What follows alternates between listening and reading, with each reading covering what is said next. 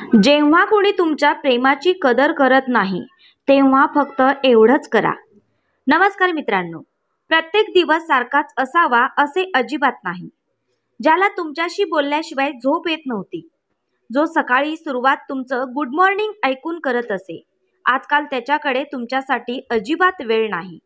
तो त्याच्या कामात खूप व्यस्त आहे की त्याला आपल्यापेक्षा त्याच्या मित्रांसोबत वेळ घालवायला का आवडते हे तुम्हाला समजत नाही. प्रत्येक नात्यात एक वेळ अशी येते जेव्हा तुम्हाला असे वाटते की तुमचा पार्टनर तुमच्याकडे दुर्लक्ष करत आहे. जर तुम्हीही तुमच्या नात्यातील या टप्प्यातून जात असाल तर त्यावेळी काय करावे हे आज जाणून घ्या. तुमच्या नात्यात गोडवा भरण्यासाठी आम्ही काही उत्तम टिप्स घेऊन आलो आहोत, ज्याच्या मदतीने तुम्हाला हे समजणे सोपे जाईल की पार्टनर तुमच्याकडे दुर्लक्ष करत आहे की ते फक्त तुमचे निमित्त आहे. तसेच जर तुमचा पार्टनर तुमच्याकडे दुर्लक्ष करत असेल तर त्याच्याशी कसे वागावे हे जाणून घ्या. नात्यातील अंतराची कारणे. आयुष्यातील इतर सर्व गोष्टींप्रमाणे नातेसंबंधांचे नियोजन करणे देखील खूप महत्त्वाचे आहे. बरीच वर्षे एकत्र राहिल्यानंतर तुम्हा दोघांनी एकमेकांना खूप चांगले समजून घ्यायला सुरुवात केली असेल, पण काळाबरोबर माणसांच्या गरजा आणि परिस्थिती बदलतात आणि नात्यात दुरावाही येतो. कोणतेही नाते संपुष्टात येण्यासाठी हेच कारण पुरेसे आहे. त्याचमुळे समस्येच्या मुळाशी जाणे गरजेचे आहे, जेणेकरून तुमचे नाते बिघडण्यापासून वाचले जाईल आणि तुम्ही तुमचे प्रेम जीवन मजबूत कराल.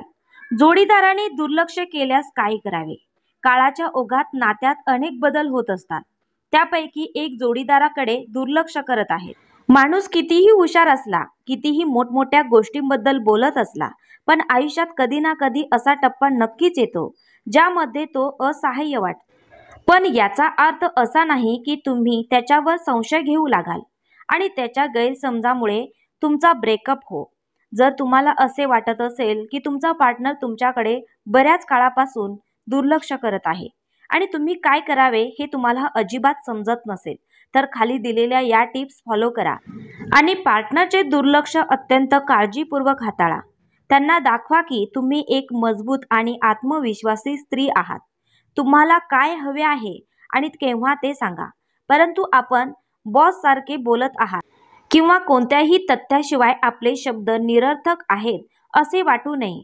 पुरुषांना नेहमीच राज्य करायचे असते, परंतु त्यांना स्त्रिया देखील आवडतात ज्यांना कधी नियंत्रण करावे हे माहीत असते.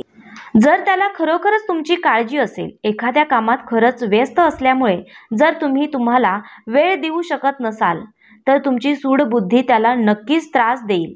पण याविषयी तुमचे काहीही म्हणणे नाही. त्याच्याशी चांगले वागा, भांडू नका, तक्रार करू नका, ओरडू नका आणि अश्रू देखील दाखवू नका.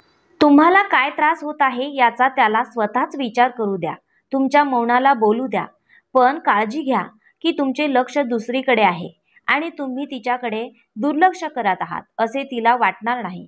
काहीतरी आहे जे तुम्हाला त्रास देत आहे याची त्याला जाणीव करून देणे महत्त्वाचे आहे.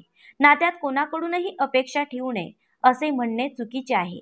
आपण सामान्य माणूस आहोत आणि अशा परिस्थितीत आपण आपल्या जोडीदाराकडून अपेक्षा ठेवण्यापासून स्वतःला रोखू शकत नाही. तथापि हे देखील महत्त्वाचे आहे की आम्ही त्या अपेक्षा आमच्या जोडीदारासोबत शेअर करणे आणि आम्ही त्याच्यावर किती प्रेम करतो हे दाखवून देणे.